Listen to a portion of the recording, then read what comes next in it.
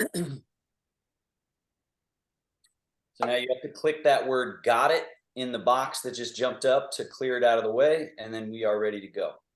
So again, once you have this setup, chair with the backs of chairs facing in, a decent amount of space between, and then that third chair that you're sitting in. Okay, I got your walker over there for you. Then we scoot the front edge of this sitting chair. You guys face forward. So during the class, I may turn sideways, turn forward, turn sideways. It's just to show you different angles, because sometimes straight on you can't really see subtleties. So front edge of chair, central pillar aligned. So if you're slouchy in the posture, you have to apply a bit of effort to bring the chest up a little, tip the pelvis forward a little away from this slouched position. And also usually the chin coming down a little, back of neck opening. Those are some just the basics. And then once you have that central pillar, then practice releasing, relaxing, softening, melting areas of grip and hold. I just muted everybody. So to assist us in the process of releasing the places that we're holding and gripping throughout the body, the breathing is useful on many levels. Breathe in through the nose, out through the mouth like a sigh, like with that feeling of release, softening, letting go, rather than, let's say, pushing the breath out. In through the nose. That's the sort of effort phase of the breath. And then the softening phase, the releasing phase. So we're practicing yin and yang, doing and letting go of doing or not doing, just at the breath level. And that impacts the structure and the musculature of the body and the nervous system in the direction of awakening to that ebb and flow, that yin and yang, that changing that's happening when we're alive, especially when we're alive and well. From the Chinese medicine view, Taoist view, a healthy body, a healthy being is one that is dynamically changing, that's rising and then going back to sleep, that's moving a bunch and then going into stillness, that's right. So we're not just stuck in a particular state. And so as we age, and especially as we get sick, have an illness that we're working with, it's really important that we just kind of, at the very basic level of wellness, think about this idea that we want this dynamically changing. They often use the term dynamic separation. So if we don't have the dynamic connection of between the separating, changing parts, then that's when life force disperses. But we also don't want to just be held together with grip and hold and resistance. So we're cultivating this ebb and flow, this opening and closing, this rising and settling, right? We're cultivating that sort of primal idea of life with every breath, with every movement that we'll do. And underlying that change is the pivot, the stillness quality, the unchanging. So body will change. We're going to be left, we're going to be right, we're going to be folded, we're going to be upright. We're going to be making change, but around that, as you do this more and more correctly, you find the middle. And then the middle gives you the stability you're looking for in terms of balance, in terms of mobility and agility, right? So it's not about holding this body up to be balanced. It's actually very opposite to that. It's opening and loosening and finding all the ranges, which then reveal the middle. And according according to Taoists, that's navel height in the middle of our body at this level. So the navel and the lower back are important, and the groin area and pelvis area are important. So this is our mechanism for power and movement and mobility, and everything else we need to be open, loose, mobile. That's the idea, right? So now let's go into our first exercise. Slide your hands back, elbows back, shoulder blades back, chest up, chin up, and arch the back. This would be with inhale. And then exhaling, the arms, the hands go past the knees, the elbows straight, but I don't forward fold. What I do is round. What you want to do is hollow back, round the back, drop the head, hollowing. And then slide the hands back, elbows back, shoulder blades back, chest up, chin up. So we're in this position, right? This open, buoyant position. And then we transfer through. Exhaling, we get all the way into this, you could almost say like a depressed, downtrodden body position. And then we go inhaling, this bright and lifted and open shape. And exhale, rounding. And again, either of these shapes we wouldn't want to get stuck in. We don't want to be stuck anywhere. So the moving between two extremes of range of motion is this basic idea of how we heal the body. We just make sure there's no residue, rust, stagnation. Move the parts, sliding them, opening up spaces where there's congestion. Promoting flow of everything that flows, from blood and lymphatic fluids to the idea of chi and life force and awareness, to nerve electricity.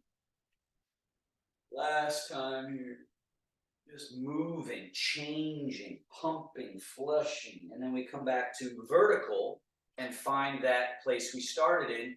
What you'll normally notice, especially over time, is after you do this little exercise, sitting here feels easier. It's just like less effort. You kind of just, boom, you're just there. Now, rotations. Left hand goes forward, right hand and elbow back. Turn the shoulders, turn the head as if to look behind you. And then change all the way to the other side. Now, be in no rush to get to the other side, because part of it is this movement, this quality of soft, supple, fluid, easy. It's not just the end points, or as I say, the destination. It's not just the destination. It really is the journey between starting point, ending point that we're trying to clear. So the body map is wonderfully manicured, right? Kind of like trails in a forest. You want to manicure these beautiful pathways so that eventually it's just like gliding, sliding, effort-free. And then come back to the neutral, right in the middle. Arms dangle alongside you. Now the lateral movement. Let the weight go down through just your right buttock and let the whole 24 vertebra spinal column just kind of lean. And then lift this empty left wrist, lift this empty left foot, and act like you're trying to reach something just out of reach down here. And then change. So now we go through the left buttock. The left arm goes all the way down. The right wrist floats. The right foot empty, reaching just out of reach with that left hand, and then switch. So same idea, not just the end destination, but the whole path. And when you start to find that you can almost, it's kind of like falling through movement. You realize you don't need to grab your body and whip it around, but instead you actually release the body. That's when you're starting to practice the idea of sung, or soft, supple, pliable, which is this North Star in Taoist practice, is that our body tissue and general quality, we want it like a baby. We want it soft, plump, loose. Come back to neutral, right in the middle. Shrug both shoulders way up, holding them there just for a moment so you make sure you get them all the way up. as high as they could go. And then soft, soft, soft, soft, soft, all the way down. Make sure they get all the way down. Very often people get caught at that final 10% and they kind of just hold their arms right about here, thinking they're released, and they're not. You gotta get that feeling of loose, loose, loose, and then shrug up. So now you're taking those muscles that we want to loosen and we're contracting them, we're tenderizing them, right? All this meat in the shoulder, squishing it, and then softening it, letting it melt, letting it open, letting there be space. 2 more, shrug, squishy squish, loose hands, loose arms, shoulders slide down, loose, the neck starting to get a little freer, and 1 more, shrug, and release down. Shoulder blades circles. Shoulder blades need to spread apart on your back. When that happens, the chest has to go back, hollow a little bit. So there's this change from neutral to here.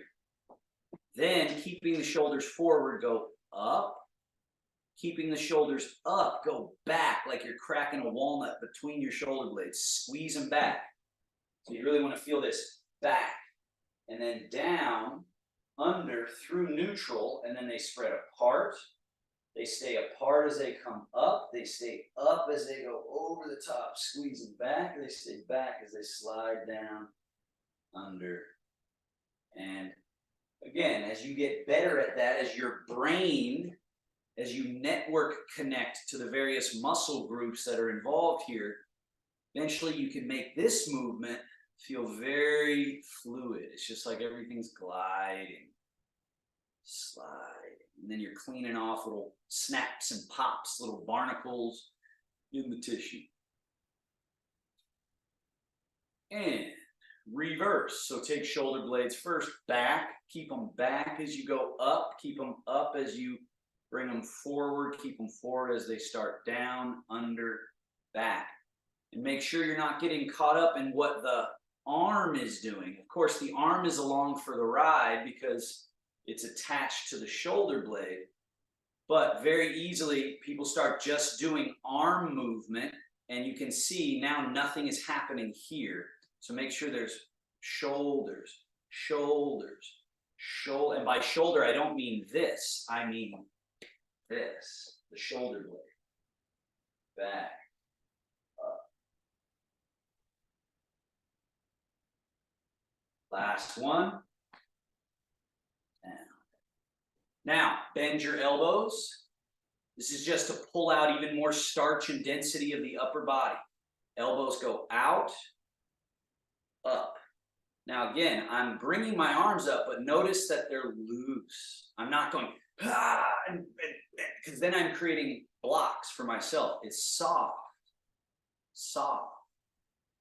So the body, inside the body, in a way, what happens with Tai Chi, it's as if gravity doesn't exist on the inside. It's like a closed system where we're cultivating levity, buoyancy, and hydraulics. So I know in our brain, we often think up, okay, that's against gravity. I need to work to do that, but that creates grip, tension, and block inside the body. So Tai Chi is just like, oh, open, close. And it's just a wonderful sensation over time as you practice and practice and open these spaces. It's just, you get this levity. Elbows back, straight back. Elbows down, forward, and up. Same idea. We're just trying to wring out these spaces. Forward, down, back, down, forward, up, forward, down, back, down, up. Elbows out to the side, left hand high, right hand low. This one is, of course, for shoulders, but what you really want to feel here is this central seam of the body close a little bit. So it's not just frozen, stuck arms across. reach to the point where you're actually folding the front of you closed, and that's opening the back of you. And then release that and take the elbows out and feel this closed space open. And then other arm above, close, and actually close that space. Make that change in your structural ability, and then open.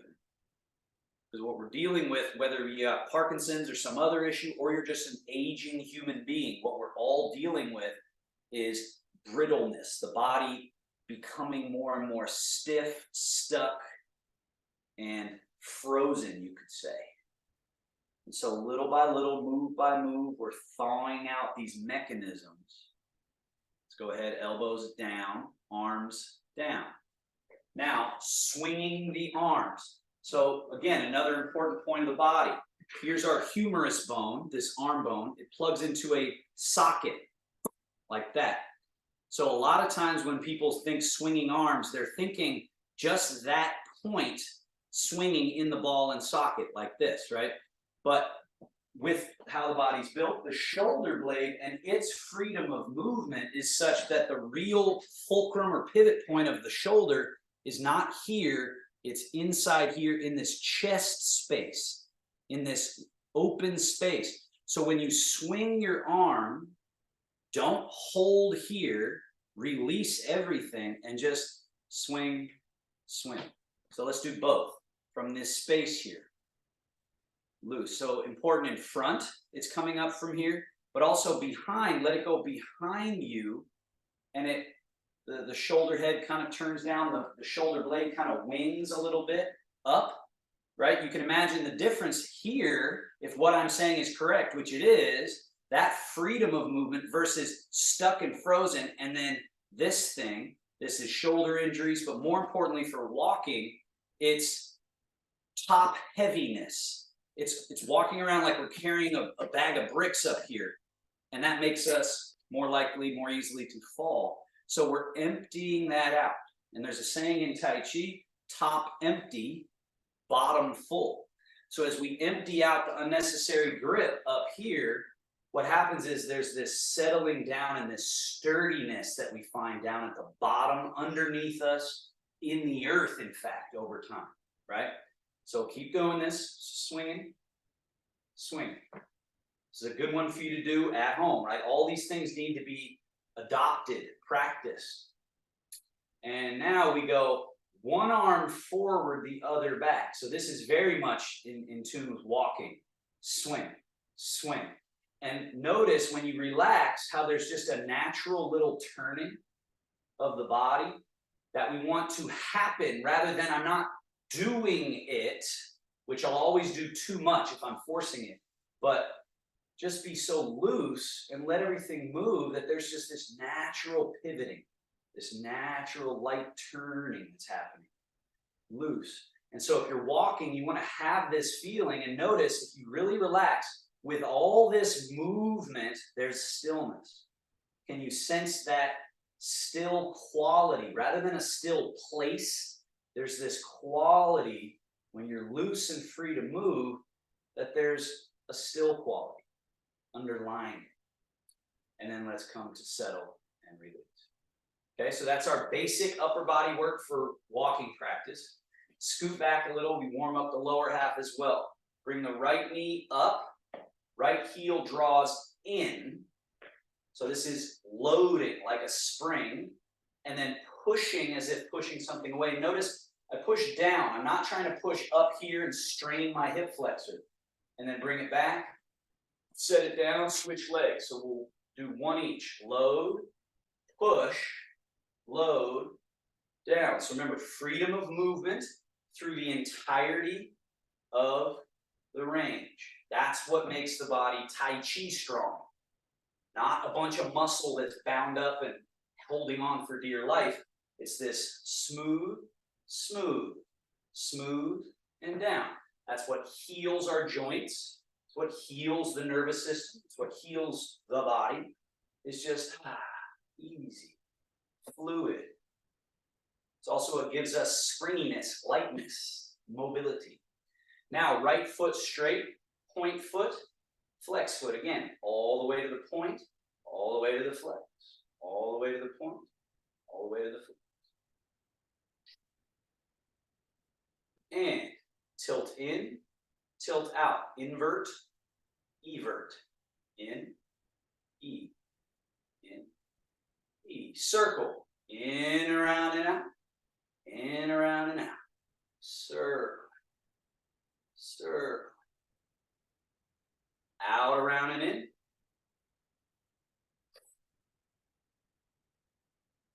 Switch feet. Pointing and flexing. Pointing, flex. Point, flex.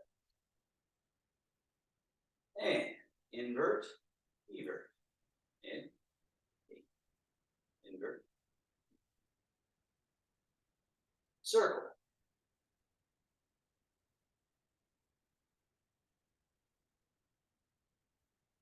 Other way circle.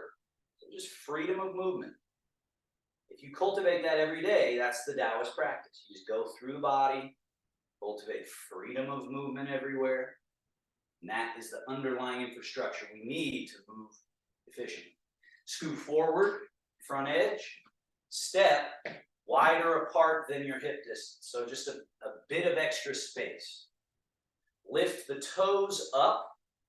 Now the heels stay on the floor as the pivot point. Turn. So the toes point in. Notice my knees point in and my groin area, or your groin area as well, closing. So this is a closed quad or groin area. And then lift the toes, turn, and go all the way open. Open groin area. So we didn't change the width of the stance. We're changing the rotation at the hip joint. Now lift the toes, turn all the way in, closed. Lift the toes, turn all the way out, open. Pelvis, spine, rib cage, head, neck, all of this floating undisturbed. So the legs all the way open, all the way closed. And to the degree that we're relaxed and supple through the rest of the body, it doesn't disturb us. Now, if we're stuck, then we can't move, or I move this and it pulls my body along. So it's this open, close, freedom of movement that we're looking for. Back to neutral. Bring your feet back hip distance. From that same hip space, fold the hips forward, all the way forward, and then all the way vertical. And then tip a little bit back. So we'll turn sideways so you can see from the hips, tip back. From the hips. Notice my spinal joints are not rounding, arching. Nothing is changing through the spine. The only thing that's changing is the pelvis and leg relationship. That is the powerhouse. That's where we can execute all the functional movements. If this is closed and your low back and this middle is not free moving, you've got problems, balance problems, power problems. But if you cultivate opening this up, in short order, you find you're more functional at sitting, standing, picking things up, being on one leg, being on the other, all of that. From freedom of movement of our middle pivot, right? So now we use that exact technique to stand up. So we slide first the feet back. So notice this is an acute angle. That's to allow me to get a very important change to happen here. Right now, head, shoulders, hips are behind the ankles. As I fold from the hips, I want shoulders and head and arms in front of the ankles. If I achieve that, well, now I'm ready to very easily stand up. And then standing up is like butter, no problem at all, relaxed. Sitting down, same thing. I have to get butt behind the ankles, shoulders, arms, and head in front of the ankles. And then when I sit, here's the middle. Here's one end of the balance beam or the scale. Here's the other end. Find the chair with your butt. Then you can safely lean back. Folding, folding. Pour the weight out of the chair, down through the legs, all the way to stand. Fold at the hips, sink, land in the chair, and back. So this is your powerhouse. Notice you don't have to do anything with the arms. anything with the chest. There's no work required. All that work does when we think we got to grab on, it just makes us top heavy and more likely to feel like we're going to fall. Versus empty, empty, empty, empty. Again. Now, don't sit in the chair. Do this in a way that you dropped a pen, you dropped your glasses, I got to go pick it up. I do the exact same thing. Sink the butt really low, get near the floor, then I can reach with my relaxed arms, relaxed hands, pick something up, bring it up close to the body as you then stand up using just the power of the legs. Same thing if I'm in the garden and I got to set something down, I fold, sink down, and then reach and set it on the ground, and then up you come. So it's just a simple but incredibly powerful mechanism that goes bye-bye because of modern living or illness or age or whatever, but it doesn't have to. Okay, now we're standing. You should have your chair on your left, your right. My left, your right. So go over to it, stand in front of it, fingertips touching. Now we're gonna tip the weight a little bit into the toes. So if you look at my body, notice how now my body is at a diagonal line to some degree. And then when I rock back to heels and toes, I'm more vertical. And then if I go to my heels, what I don't want to think this when going to the heels, quite the opposite. The middle goes back. So notice I'm just on my heels now, but it's because my middle went back, but my head and shoulders kind of stay forward to keep balance. And then again, we go forward. Because there's a more foot out in front of the ankle, we can actually lean. We can be out here. We come back to the middle, and then a little bit to the heels. Toes. Now we add, as you're in your toes, lift your heels. Push down through the balls of the feet. Get that extra lift. Chairs for balance. Then lower the heels. Rock back to the heels. And then as you're in your heels, pull the toes up. And again, use the chair for safety. And then down with the toes, forward. Someday you can play with this no hands, but just know your chair is there for you in emergency. Rock back. And again, into the heels, balancing on the heels. Balancing on the toes. Again, balancing on the heels. And balancing on the toes. Once more to the heels and middle. Now, hands on this chair, heels of hands, walk back, and then stick your butt back, folding, so you get stretch all the way down the hamstrings, you get stretch in your shoulders and stretch in your backs. Basically, downward facing dog, hinging, opening up the whole back body.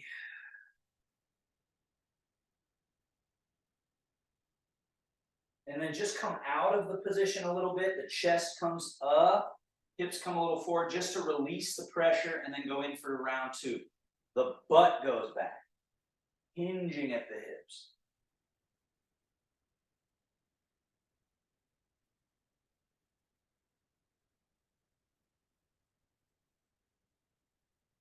And the chest comes up. Walk your feet forward till you're back to vertical alignment. Stand tall. Turn. Face forward. Okay. So today we're doing a lot of like the preparatory stuff, right? We're not going straight to the walking, but all of this is training the important mechanisms that we need, okay? So turn your right foot about 5 degrees out. Right hand is on the chair. And then change your weight to that right leg and put your left foot in front with the toes up. So you're like this, okay? Then take your left hand on the left thigh. You're going to stick your butt back, slide that hand down all the way as far as you can, maybe around the foot, around the ankle, and then up. Eventually what we want is we go down the outer backside, the outside and backside of the leg, around the foot and ankle, and then up the inner front side, all the way up. Come around, down the backside. And notice this leg bends a little bit. So this one is straight, right? And this one has a little bend in it. Up. Last couple, you could try left hand on this thigh as the right hand goes down and around and up. So you try to do this stretch without the chair if the balance permits. Okay, now from standing, shift the weight into that left leg that you were just stretching. You got the chair on your right, and now we teeter-totter. So now, again, I'm going to turn sideways so you can see. When I tip, I don't go like this. I don't collapse. I keep this strength, and I also keep the strength of that lifting leg butt cheek and try to tip all the way and then come back to vertical. So this really trains where is our middle. There's a middle pivot around which we are teetering, right? And rise. And when you find your middle, this movement is super duper easy. It's just, oh, right? Someday you try to do it no hands. This is also a way you can pick things up off the ground sometimes. You tip over and come up and grab it like a little tissue or something. Just kind of teeter-totter as a little balance challenge. All righty, change sides.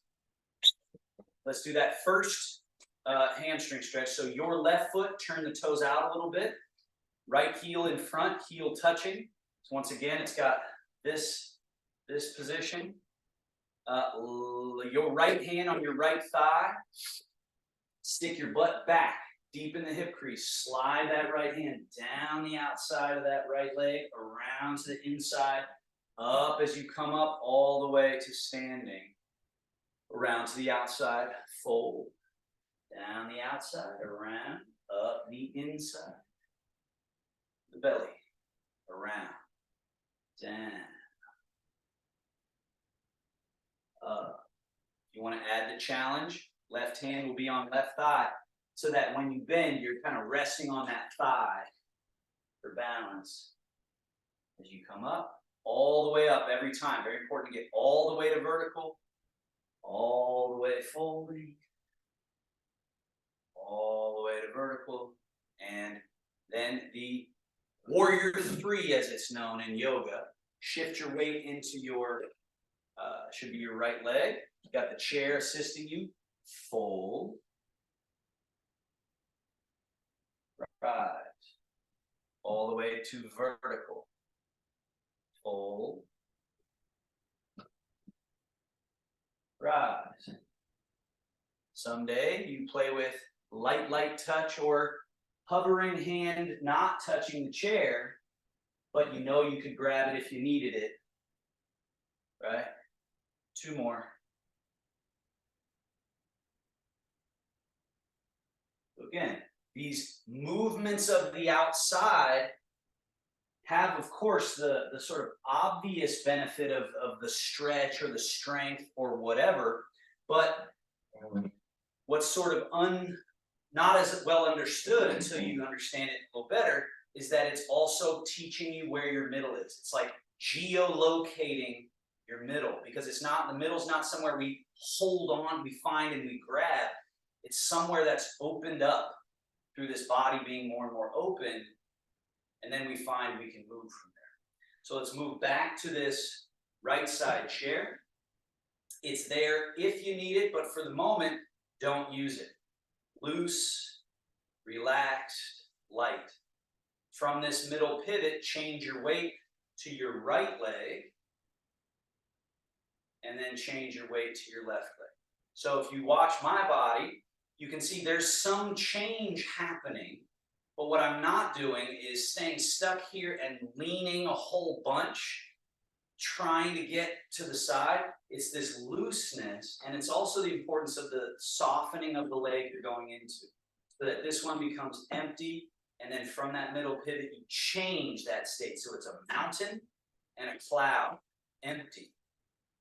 and then a complete mountain and a complete cloud. So that change of empty and full is the essential technique, because most people are in the 80-20, 70-30 zone where you're kind of over here, but you're still a little bit stuck in here. And then you pick up this heavy leg and take a step, versus when it's empty, it's swift. It can move without bothering, without disturbing the body. So I can take a step and then shift into it. And now this foot's the free foot. So I can do whatever I need to do with it, whether shift back to it or kick or go up a stair or whatever it is. So now let's add, go into your left leg, get to the tippy toe. So this is proof. If you can do like this, that means it's really empty. If you're still stuck in it, you can't quite get that freedom. So you got to let this leg take more weight, be looser, and then change. 100% change, full, empty, totally free, loose, change. When you're soft and relaxed, your central pillar has no problem staying vertical. And I'm not holding my pillar. I'm not holding on, I'm hoping to keep it straight. It's the softness that allows that natural verticality. Now let's go level 2. You might need your chair for this. Get to the tippy toe. And we want to disconnect the foot from the floor. Reconnect the whole foot to the floor while still empty, which is different than going and letting your weight clumsily fall into it. Empty landing, change. Tippy toe, disconnect, reconnect with no weight, change. Disconnect, reconnect with no weight, change. Tippy toe, disconnect, change. And we just let this exercise progress to level 3, where it's floating all the way to the top, all the way down, no weight, change. The down, the correct down, is what makes this an afterthought. But this is the thing that catches our attention, is, oh crap, where am I going to put this foot? I got to step it, I got to really work to move it. But because we're attending to that and not attending to weight, I just have to be connected correctly to the earth, and the rest of this is free now. And then I just got to change how I'm connected to the earth, and now I've got the stability that the earth is there for. Last one. And down. Next exercise, weight into your left leg, right foot in front, heel touching. Empty. Change the weight into the right leg and get to the tippy toes of the left foot. See the emptiness. And then change back. Tippy heel. And then change. Tippy toe. So I gotta let somebody in here.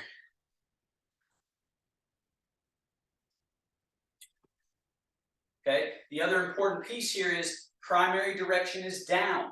That's easy to understand when we're not going anywhere. We can go, oh yeah, I gotta get down, I gotta get down. But the moment we start going forward and backward, it's very easy for us to get caught up in, oh, I'm going somewhere, okay. And then we get over our skis. Instead of, it's the same exact thing. It's the foot is in front and the weight goes down. Foot is behind, weight goes down, and the movement of the body forwards and backwards is incidental. It's a secondary effect of down to the earth. Down to the earth. Let's go level 2. With that right foot in front empty, from this empty hip, just float the leg. So this is a test. If I do this and and it throws the body, it's because I'm holding tension. But when the leg and hip are empty, because it's all here, then that can lift and lower. And then you shift. And then once the right leg is the full leg, then you should be able to just do the little flamingo. We'll bend to the knee, toe touch. And then again, it's down to the earth. If I get that right, this is no problem. And if I get this right, this is no problem. Get it right, lift, and loose. empty. Remember what I was saying about levity and buoyancy inside this closed system that is our body. So even though the leg is moving up in space, it's not taking the effort we think it does. It's not like, oh, my leg is X amount of pounds, so I need to like pull it up with a pulley system or something. It's different than that. It's kind of more mystical, you could say, but it's also very understandable. It's just like a hydraulic internal system. Now, right knee up. So use the chair for safety. Up, heel down, change the weight. Now the back leg, knee forward and up. Toe back and change. And then up, down, change. And change. Looser has opportunity for swiftness. Swiftness is way better than rush attempts at speed. Swiftness is actually relaxed, efficient movement. Totally relaxed, precise. Let's switch sides. Right foot next to left foot, side step. A little closer to this chair. Change your weight to your right leg. Left foot is in front. Again, empty. Change. Tippy toe. Change. Tippy heel. Change. Primary direction. Have that as a mantra when you're walking and you start to feel imbalanced. Go, what was the primary direction? Was it forward, backward, left, right? No, it's down. Just get the down. Down. And that down produces the up. It produces a uprightness that takes no effort. Level 2, from this empty left hip, straight leg lift, touch the heel to the earth, change the weight, goes down. Flamingo, touch the toe. Change, down, from the hip, and down. Little knee bend, down. Forces us to see, are we actually committing 100? And then are we changing so that we're committing 100 on the other side? And then change. Lift lower.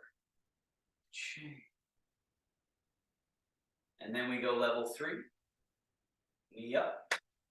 Heel softly down. Change.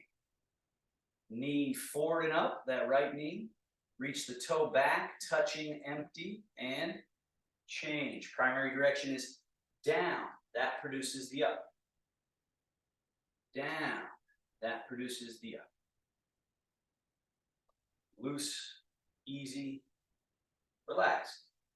That doesn't mean it's not going to take practice and time to make it easy, right? That's why these videos exist, that you can practice them at home. You got to do them every day. I do my practice every day, multiple times a day, really, because I love it. So how often should each of you be doing it, given that Parkinson's is an issue? More, right? More than whatever you're doing probably now. So keep that in mind. Now, make your way over to the left side of your space and then turn and face across. So now I've created a runway and safety bars on the left. So I've got the chairs near enough that you can get safe as needed. Now, empty your left foot, put it in front. We shift. Now with the right foot empty, just go heel and then back to the toe. Heel, toe.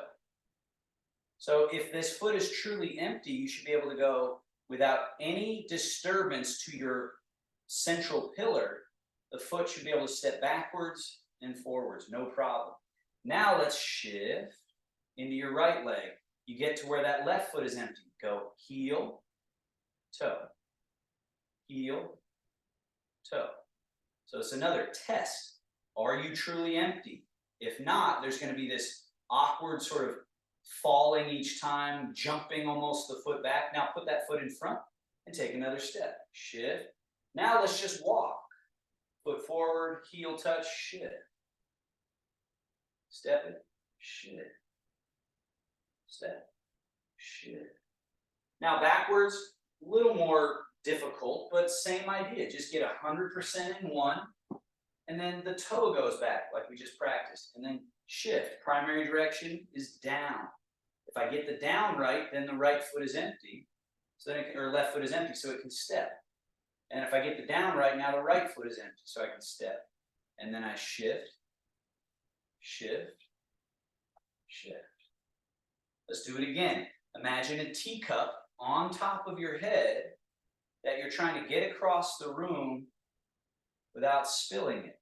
And so that's this smooth transfer of weight from back leg to front leg, back leg to front leg, step the foot, back leg to front leg, so that that transfer starts to get polished, so that you could imagine that teacup wouldn't spill, because you're just kind of floating the teacup, floating the teacup.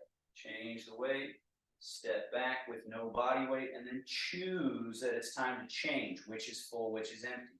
Put the foot back, still not giving the weight up to it, and then choose that it's time to change the weight.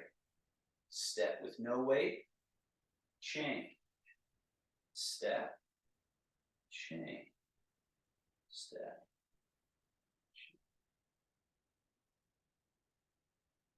Change. Again, option to add this stepping up and over something. Actually, let's all do this. Let's all do this. So watch me.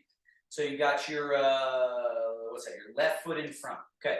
So now shift into your left foot. Now this back foot, instead of it going under, forwards and back, right? It goes over and touch the heel down.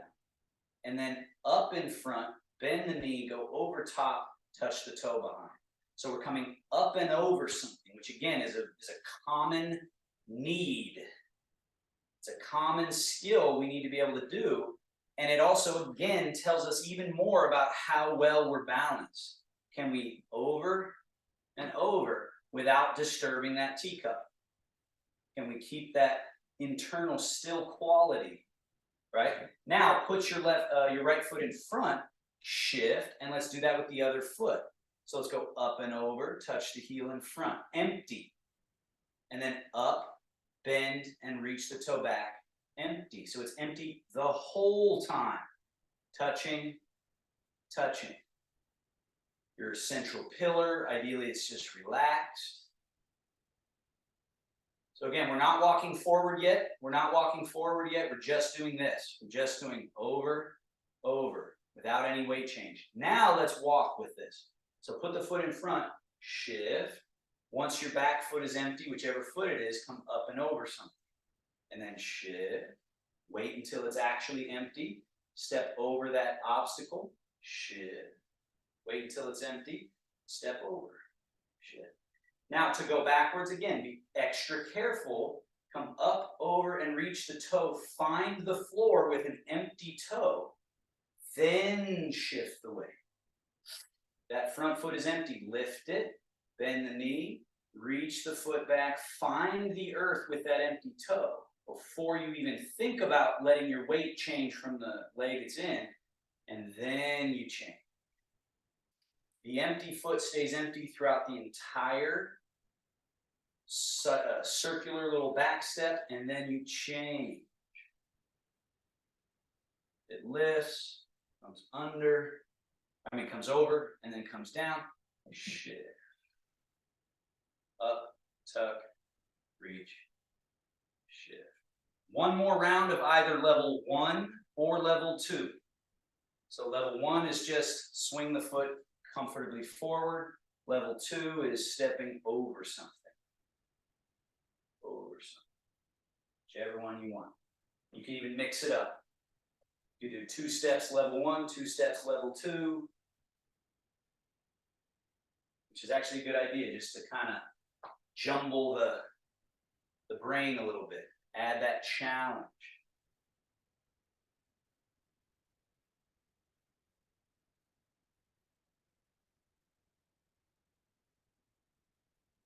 Get all the way back and stay there.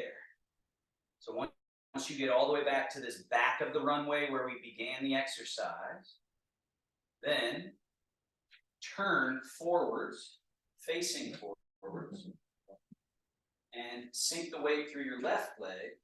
Now lateral, stepping out, stepping in. Very important with this. Couple things. What I see people do a lot is when they step the foot out, they turn the leg out and then reach the foot like this. And that keeps us from actually opening up the quad or this groin area.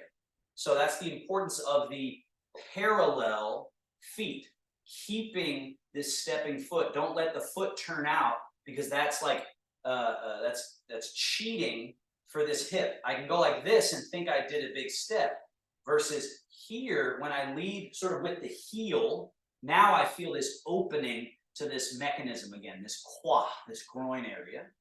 So side step out and back in. The other mistake is keeping this closed and stepping, essentially jumping and then jumping. And then, right? So our goal is 100% in your left leg. This quad is closed. This quad opens and closes.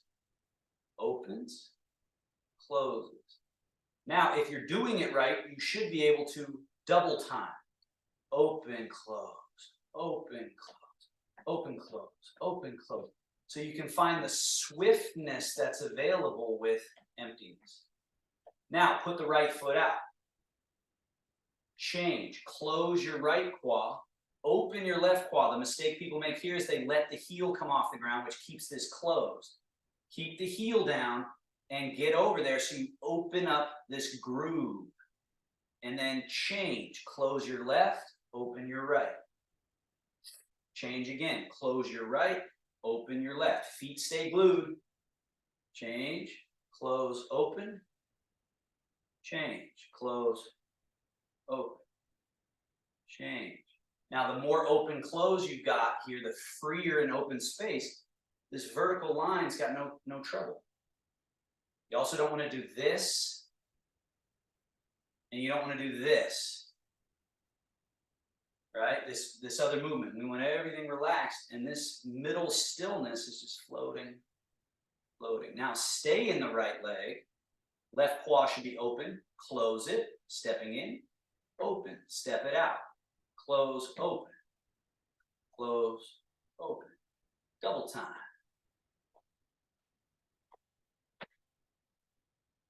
And then bring it in. Finally, both are closed.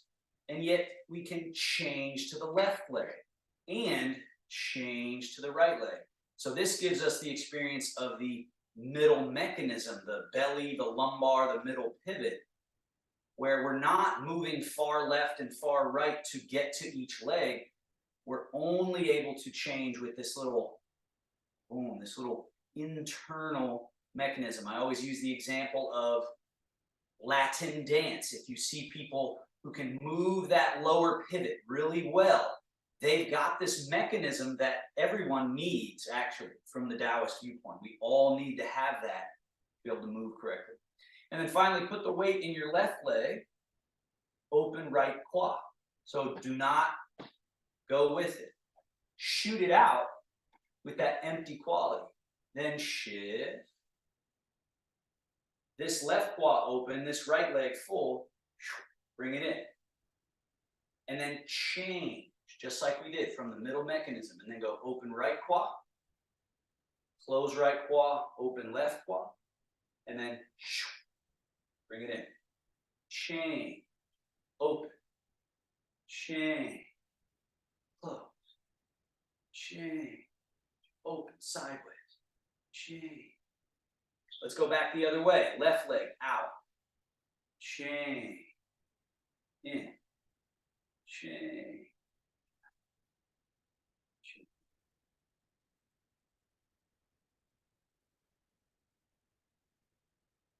Loose, relaxed, right? Because eventually, that's where Tai Chi comes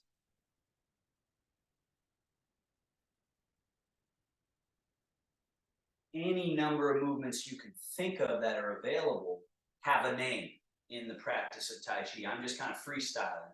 But here, this would be cloud hands, Some of you know that from Friday's class.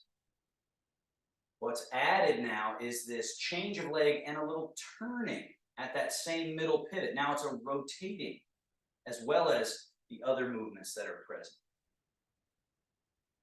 But if you just let the arms and chest area and everything be loose and open and free, you can't go wrong.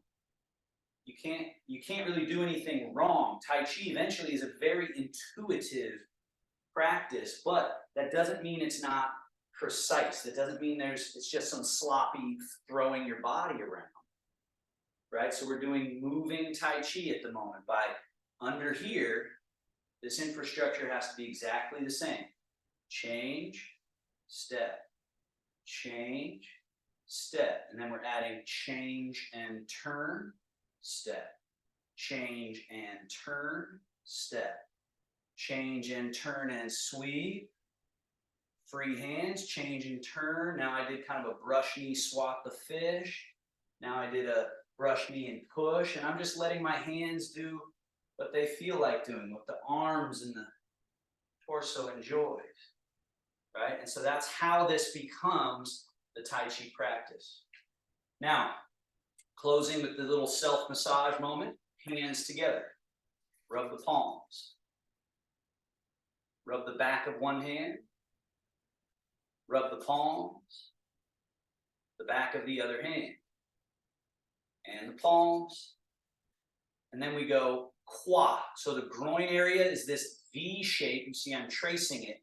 So open palms, up, down, kind of a light pressure. So we're not pressing in with a bunch of effort. We're just kind of softly leaving the hands there and then going kind of vigorous. That promotes the chi movement that you want, which is like dispersal and clearing, right? And also we don't want to get stuck. This is what I see a lot of people, especially as people are older, they kind of, the range gets really small, big range. Cover the ground, move the space, right? Get all the way to the end pieces. And then hip flexor. So here's your quad muscle. Right at the top, there's this little bundle of sensitive tissue there. So now we go out and in along that area.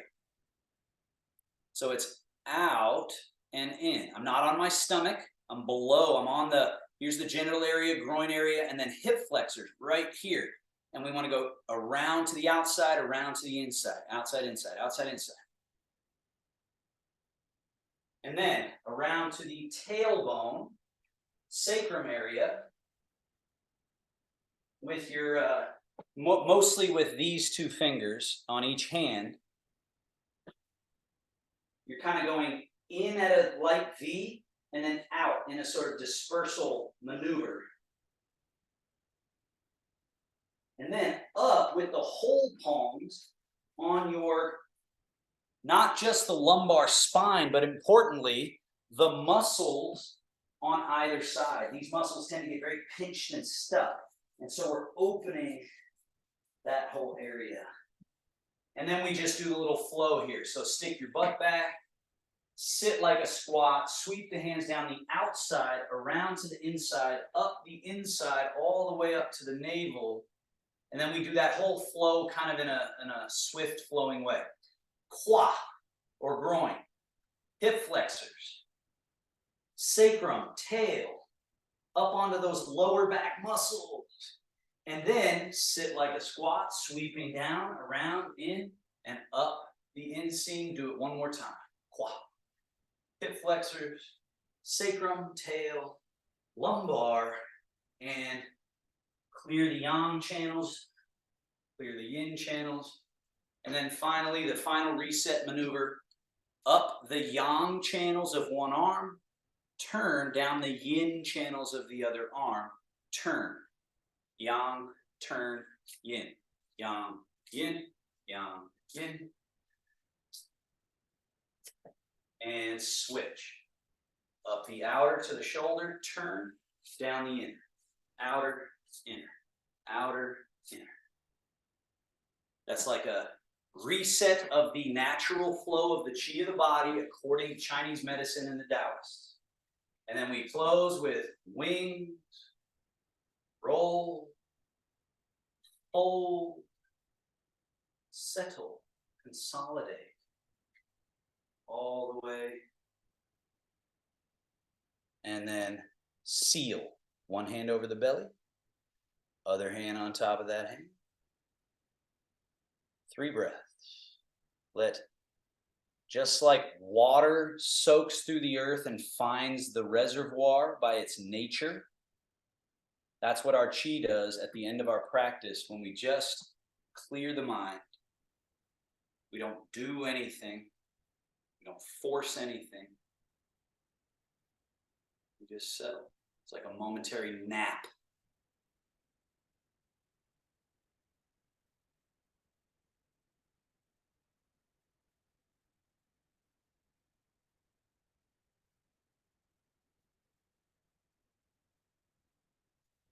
Finishing the practice, this Taoist mudra.